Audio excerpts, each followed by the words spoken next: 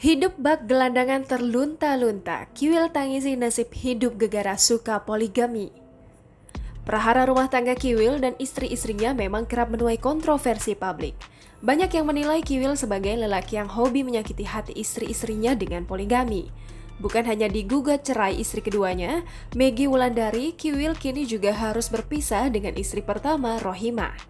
Sudah kehilangan wanita-wanita yang mencintainya, Kiwil masih sesumbar tak jera poligami sampai saat ini. Bahkan, pasca ketuk palu cerai dengan Rohimah yang sudah 22 tahun mendampinginya pun, Kiwil berani pamer sudah ditunggu wanita-wanita cantik.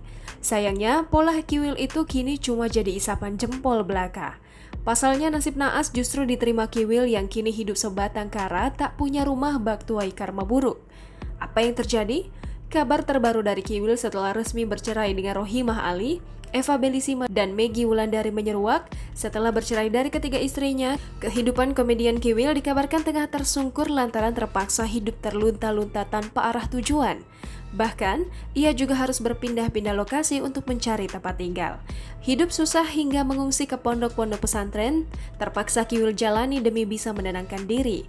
Kiwil bahkan mengaku tak menyangka bila kehidupannya kini berbanding terbalik dari masa jayanya ketika berpoligami dulu. Kiwil bahkan tak menyangka hidupnya akan terpuruk seperti saat sekarang ini. Hampir 22 tahun hidup dengan berpoligami, kehidupannya kini diakui Kiwil sangatlah berat. Kendati demikian, Kiwil mengaku tak mau menyesali keputusannya untuk menduda. Kiwil juga memutuskan untuk menjalani kehidupannya yang berat ini tanpa menolak kenyataan yang ada di depan matanya. Lebih lanjut, Kiwil tak menampik bila dia kerap menangis saat meratapi nasibnya sendiri. Meskipun merasa berat, Kiwil mengaku bila dia tak akan pernah hidup menjomblo.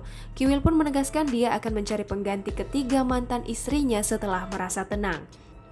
Terakhir, bak kapok dengan masa lalu, Kiwil kemudian mengimbau untuk para pasangan suami istri agar menghindari perceraian. Ya, himbauan itu bertujuan untuk menyadarkan masyarakat luas bila memang tak mau hidup nelangsa seperti yang ia alami saat ini. Jangan lupa subscribe, share, komen, dan like ya!